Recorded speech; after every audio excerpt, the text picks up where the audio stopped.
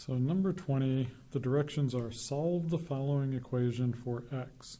So this is a logarithmic equation. And reviewing domain of functions for high school math, we see that we don't want negative numbers inside our logarithms. I'm going to go ahead and solve this equation for x, then go back and check the solutions to make sure they don't cause negative numbers inside logarithms. So logarithms are like exponents, and if I have two numbers with the same base and I'm multiplying those together, then I'm adding the exponents. So adding logarithms is equivalent to multiplication.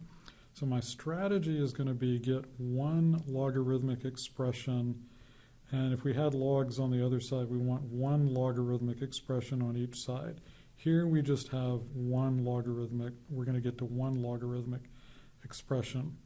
So I'm going to combine this into log base 10 of x plus 2 times x minus 1 equals 1.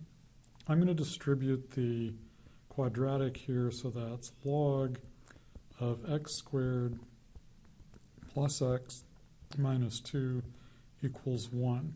To undo logarithms, we're going to raise both sides to the power of the base of this logarithm. So 10 to the power of log base 10 undoes the logarithm, and I'm left with just this quadratic, and 10 to the power of 1 is 10. This is now just a quadratic equation. I'm going to combine everything onto one side, so x squared plus x minus 12 equals 0. This is factorable, so I'm going to have an x plus and an x minus equal to 0, positive here, so the bigger number has to be the positive one. So this gives us x equals negative 4 or x equals positive 3. Now going back, we want no negative numbers inside our logs. That would give me a negative number, and that would give me a negative number. So we're going to reject the x equals 4, and our only solution is x equals positive 3. Going and looking at their solution, they really have a long explanation here. Since x equals negative 4 is not in the domain, x equals 3 is the only solution. And then we can also do this in the catalog, in the calculator.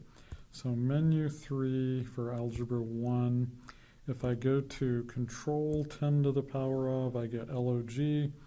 This calculator, I can do log of any base I want. If I tab through that rectangle and leave it blank, then the calculator assumes I want log base 10, which is sometimes also called common logarithm.